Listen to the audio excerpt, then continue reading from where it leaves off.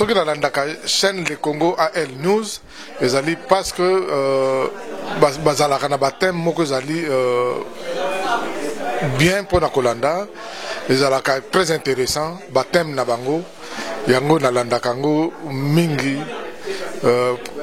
surtout pour l'édification. Le Congo AL News. Le Congo AL News, merci. Le Congo AL News, première chaîne d'info. Bonsoir, bienvenue encore dans le numéro ce soir, bienvenue encore en émission parce que Boyebi qui est tous à pour ce qui se passe réellement dans la République démocratique du Congo. Les lots on peut expliquer ce qui se passe. L'économie Félix Tshisekedi prise en étau. Pourquoi ça prise en étau? Parce qu'aujourd'hui,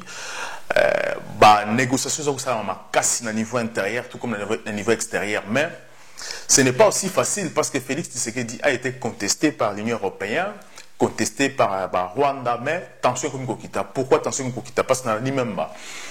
Sango et Senko, se reconnaître que non, il président, mais il y a place à outil. Parce que aujourd'hui, toujours dans la bino, la négociation est cassée. Mais vous rappelez bino, parce qu'il ne faut pas oublier que la communauté internationale, comme on dit Félix, mais à condition que après ça va oyo, bango balingi, mais et si les kawana te bakisi les sous on peut savoir ça autolingi parce que bango aujourd'hui mission bango zama kasi na cobalt. Nous en France on a pour ça cobalt parce que Bolloré a comment aussi grande puissance y a vente y a minéré à wana monde alors que Bolloré France ils ont la cobalt ils ont l'uranium na coltan mais comment ma kasi na vente y a uranium ils ont la Glencore Suisse Australie et puis Sud-Afrique pareil à Katumbi bango balobi que ce qui vraiment Félix Rotika en a pouvoir, il faut que ça soit un poste ministériel. Donc, et comme il est un peu compliqué, et aussi Kabila aussi, il n'est pas le but que non, on a peine il faut à proposer une liste au Félix, il faut à nommer Bango. Ça devient compliqué, mais Rwanda, Ouganda aussi, il que non, biso pe, faut biso batuna biso, oh, bakoya pour protéger l'intérêt. Pourquoi Bango peut trouver là que bah ça Félix Batou? Parce que quand on a une assurance, il faut bâtir Batou na Bango, na kati ya gouvernement Félix. Pour battre, il faut défendre l'intérêt de l'État. Et là, Félix a dit ça. Il faut faire des informations. Il faut faire Félix, il faut faire des informations. Il faut mettre mais les politiciens ont imposé Félix. Les politiciens ont au juste. Parce que les politiciens ont Congolais, mais Congolais, mais ils maîtriser l'Ingala, maîtriser tellement bien que tu vois, Congolais. Mais la majorité des politiciens, ils ont loge, France routine, loge français, défendre l'intérêt français, à congolais, congolais. Mais le coup, la loge français à franc-maçonnerie, donc il y a comme sorcier français, à lutter pour l'intérêt à France, donc à rebondir Congo d'origine pour que France ait gagné, France est la meilleure. Ce qui peut l'Amérique a imposé Moutunae, donc Moutunae pas la loge américaine, la loge rwandais, soit rwandais, ougandais, mais pourquoi bon? Rappeler Félix que Kabila aussi c'était comme ça. Bon, c'est rappeler Joseph Kabila a dirigé Congo Yemorote parce que ceux qui ont le gouvernement de 2001, les lois avant Bima, le ministre tout, les leaders, ils sont rebelles. La majorité sont rebelles. À part Nasuka Awande, avec Tati Balabeti, bango coup d'état, à Tati Balata, on a que relation n'a pas mindé comme Gokufa, n'a que chanda Tati Balabé. Mais ce Hollandi, Bogomo, na bango tout bauta na rébellion, bauta na ADF Nalu, bauta na ADF Nalu, ce qu'on est englobé, RDC Goma, englobé, rébellion, tout Mickey, on a donc au Bomona. Ministre de travail Joseph Kabila, qui a projeté pour la nation congolaise. Les qui a projeté pour l'avenir à Congolais. Les qui ont représenté l'intérêt à mettre dans Bango. Donc, les qui ont loge Congolais, mais ils ont sorcier Mindele, ils ont sorcier français, ils ont sorcier belge, ils ont défendre l'intérêt à belge pour ils ont la vision de Bango. Ce qui peut devoir que vous sauver Kabila, Congo est bongaté, Congo est avancé. Bango ba pour rappeler à Kabila que non Congo ko bongate au sala boité so dit Kabila santé ça la bien ba bengi ba mettre la bango le téléphone le Kabila le sala nini donc et comme c'est un peu compliqué vraiment très compliqué donc Félix Nazawana mais il a un choix na Isaac il faut ça la recours aussi na peuple il faut pas bâtonner ba envahir facilement comme ça il faut siko yepé à ça la proposition, na yé sur quoi ça la appelle la peuple, à ça la demande la diaspora, surtout diaspora peut bah s'imposer parce qu'il y a d'abord ça moi c'est vrai que ça quinoa à botamana qui na kola na kini mais à kola peut aussi na poto fan depuis des trentaines d'années donc a passé plus jeunesse na poto que na Congo donc il a compris le système, c'est le moment lui aussi que a sollicité déjà diaspora pour s'imposer pour soit s'imposer bah pour imposer il y a on a aussi dans la poto on a aussi diaspora ba congolais boy. Il faut s'intéresser na président actuel ya Congo. Surtout s'intéresser bako s'intéresser na bako imposer. Et si on a té et là parmi balé bakangi Félix Tshisekedi catch na kati ya parlement. Bakangi catch ndenge nini. Soki botali bomona botali liste ba député o ba voter bango na Congo entre guillemets, ba voter bango. Ba tout ba reconnaître même occidentaux ba reconnaître que ba voter bango. La majorité des députés wana baza ba agent ANER. Que ça soit parce que et là obino bo éviter na République démocratique du Congo bata ANER ba partout. Baza na opposition, baza na pouvoir, baza na ba médias. Je rappelle que baza na ba médias, baza na opposition, baza na pouvoir. La majorité au ba koti na kati ya assemblée na biso lelo ezalango boka moité ezali batuya ANER, tu as service à renseignement. Pourquoi la Félix a commis président? Donc il faut aussi structurer, puis aussi service à renseignement. C'est vrai que sortir bango, cadre, changer bango, service à renseignement, mais parce que ça fonction publique, mais au moins matricule, regardez bango la matricule, sortir bango et aussi cadre, il y a pas au linga pour contrôler renseignement mboka, mais Joseph Kabila suko a Zuban. On Joseph Kabila parce que la motu soit né représenter la force étrangère. Ba Zuban suko ba kotisi bango ensemble. Donc bato banyo ko Félix Tshisekedi tant zala qui simple congolais normal qui opposant normal. Donc ba lanier les sous na kati ya parlement pour ba kanga e catch. Ezola ki sake makambo est très compliqué. Et ça vraiment très compliqué parce que bon Félix yemo nde sko fa luka yeba eloko nini o ya lingi. Et là, on y a l'ingassa parce que ceux qui vont taler vraiment, n'a évité ça un peu difficile. Bon, au moins que le rôle de Joseph Kabila a sali face dans la mine de la ligne sur la mine de l'été, la ligne vraiment que a défini comment on a l'ingassa le roi Mao Tse-tung a sala, a ma père de la nation congolaise, a bâti la nation congolaise dans vision naïe, dans naïe, dans makamunaïe. Ce qu'on appelle Félix Tshisekedi, majorité on a peut-être et vous en avez bien, mais ce qui est comme un peu compliqué parce qu'à chaque fois que Félix Tshisekedi Daolinga avec sa loi mon parlement ce qui loi wana ezo plaire bango parce que la majorité batouana bon bango yon sauté mais la majorité batouana bazana pour la destruction à Congo donc ce qui loi on les a pour l'intérêt ba congolais dans mon até nengeni ni Félix Tshisekedi pour convaincre bango pour loi ne les dans parlement de façon que ba congolais va vivre meilleur ba congolais va vivre mieux dans mboka na biso donc dans mon até c'est un peu compliqué c'est un peu vraiment c'est un peu compliqué. Bon, je ne sais pas comment Félix a au salaire. Moi, que la loi moussou les carans amendement, net tout le monde en France c'est ça la mara. Awa ba loi net si botali net si loi net si ya mariage pour tous. Na France, Hollande les qui ça, ba boya on a parlement na Sénat mais Hollande les qui ça ont des forces. Sarkozy pas l'ex rappel loi mo pe bongo, Macron pas ego l'ex sous loi mo nengwana sur pour la sexualité à ban donc ban ba ko ba ko ça amour sexuel ne ba mikolo ba ça donc et ça va difficile vraiment difficile très difficile et là on m'a obéta cette année bokeba parce que ba ministre o bazo kota kota wana ba député bazo kotisa bango surtout union européenne vraiment linga imposer ba député na epena la kati pour nani parce que rêve na mozara ke ba l'exalo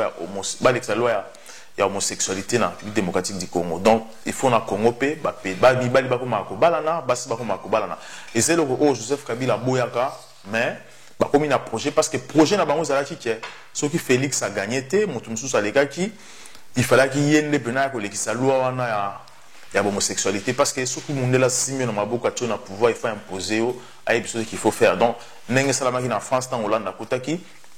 ayaki ko lekisa loi ya mibali basi babala naka makota ngwa ba pesi sous que notre comme so président Mekende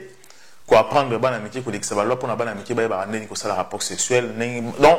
moi na mukie lelo na France c'est comme que moi na mukie ceux qui moi na mukie au sale ba retouche sexuelle à 4 ans 5 ans de ceux qui moi na aucun sentiment moral c'est là qui n'a pas sous violté donc aux hommes ba bilo mo un peu diabolique ça un peu vraiment très compliqué mais balingi ba importer yango na Congo qui plan là bango projet ba les ala qui prévu après Kabila ba salango mais ils ont un peu bloqué bon Félix Tshisekedi je ne pense pas que loi on a vraiment à kolinga tika bango ba kotsona Congo pour peuple vraiment ko télé maintenant na nenga liboma na nenga mukete aux a peut-être président le plus malheureux na règne ba président de la République démocratique du Congo donc moi aujourd'hui je peux dire que liste au bakabiliste va proposer pour à nommer batnaï na gouvernement na évité na on a été ministre nini oyo dans la liste on a arrogé que ça est là mieux na Congo parce que il faut là aussi passer na bango qu'est-ce qu'ils ont donné et là on y va apporter Kabila pour Kabila à la meilleure je ne sais pas parce qu'il faut pas oublier que Joseph Kabila aussi il a échoué parce que tout autour na bazaki ba médiocre tout autour na bazaki mabe mais tout marqué poste revenir juste après Les Congo à El News. Le Congo à El News, merci. Les Congo à El News, première chaîne d'info. La liste on a battu au proposé Félix Tshisekedi est-ce que vous allez battre au vraiment pour travailler pour la maintenir congolais est-ce que vous avez la vision est-ce que dans l'ensemble vous avez la vision pour l'intérêt congolais parce que on a battu Joseph Kabila à Liboulou tellement que va imposer Joseph Kabila ministre va imposer qu'il même battu on a poste à gouverneur parce que et c'est très compliqué mais bato na batcha Joseph Kabila à Liboulou bazui bango le sous ba na bango kopé ça bango sous Félix a travaillé na bango mais je ne vois pas mais ce qui soit na ngai ce qui va epsinga peut-être que mutunini o auta pas Joseph Kabila a oki ko travailler na Félix o yomoni bon nga za na choité même na komona na mona ki parce que nga la musara sur ba humaniste bato ba humaniste o ba pensaka na ba valeur a bato o ba défendra humain na ba valeur na yeke mutu pas na droit vivre asa so na zuka net ministre santé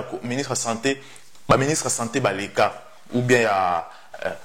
Nazuka ya santé ou bien éducation. Aucun ministre de l'éducation à Congo, que ce soit de Mobutu aujourd'hui, Joseph Kabila, a travaillé pour l'intérêt des Congolais. Ou il y a santé ou quoi que ce soit, dans mon athée. Alors, mais, Ezaki Nelo Mokoboé, vraiment, on s'intéresse à Nelo Mokoboé, il y a vraiment humaniste. Depuis que Congo exista, Atika jamais que ça, là, geste Mokoboé, remarquable. Un jour, à 10 ans, 20 ans, 50 ans après que au moins il y a une école na norme à poto. Avec une cité peut si ba veuve gratuit. Mais ça qui est ministre bon peut-être ba neko iba au moins bon à disposer qu'il on a na ba congolais moins ndambu na ba congolais ba zui ba ndako ba veuve personne abandonnée à tongi ba école ti na bandundu place au kizenga za nzambe mais kizenga tonga même pas de po masangala ki kutu na bandundu na village natal na yeme ya saliango à ton école à offrir bas scanner premier scanner quand on a Congo pour la disposition bas congolais appareil à IREM donc Esaïe peut-être que ce que juillet au travail naé peut-être que qu'il peut accepter parce que à qui ministre était mais il a fait na ba moyen naé na ba mbongo naé même tababika ibaki donc cette personne là c'est Olive Lembe bon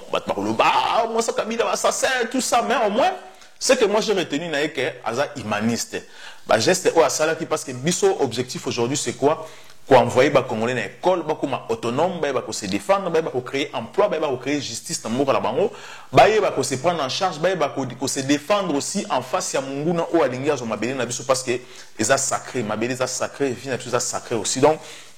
la personne de Olive Lembe c'est peut-être au mot travail les Congolais peuvent comprendre que cette femme a fait la réalisation à ça historique moi ça costaud c'est moi ça costaud que les gens peuvent accepter après mutumsu sunga koloba et ça l'ancien ministre il y a affaires étrangères mais c'est Tibanda bon mais c'est Tibanda j'ai observé dans ma ministre avec la diplomatie naé ils arrivent vraiment très blindés et ça bateau peut-être que ceux qui ont Kabila a proposé bango beyo ça peut-être demande que bateau peut ça vraiment là on a CV dans le travail non ils ont un peu ils ont bordel ils ont riche ils ont pauvre ils ont même malheureux même si je peux dire ça pour permettre à terme proposer à deux personnes moi hein au Sengue maintenant mais c'est Tibanda qui ministre des Affaires étrangères il était bien et puis c'est un monsieur qui dégage bon moto sur mon il dégage bon moto c'est un monsieur vraiment respectueux donc à dégager bon moto et Olive Lembe bon après bah mes sous je sais pas est-ce que la mondialiste la mère Mendazali est-ce que Mendazali est important pour na koloba contre les occidentaux ou bien qu'on passe message différemment n'enga sala qui na Kabila mais différemment dans bon sens bon c'est vrai qu'il est fort dans la communication mais est-ce que ba congolais ba quoi avaler en mot facilement donc et ça va bien au mot boy il faut se poser ma question Ce que je vous dis, André Kimbuta, parce que n'oubliez pas qu'aujourd'hui, Bakoufi na Congo est belé dans l'Est. Baboumi Bakoufi est belé dans l'Est, Bakoufi est belé dans l'Est. Mais, non, Bakoufi dans l'Est, et c'est belé, mais peut-être les gens qui est, na Bakoufi à chaque jour dans Congo. Parce que tout y a popularité à Congo, ils ont quitté. Pourquoi? Parce que propriété zate. Pourquoi qu'on a une émission où il y a qui propriété zate, saleté zamakasi, Bakoufi la maille. Non traité, donc sur les villes à Kinshasa, poubelle partout, respirer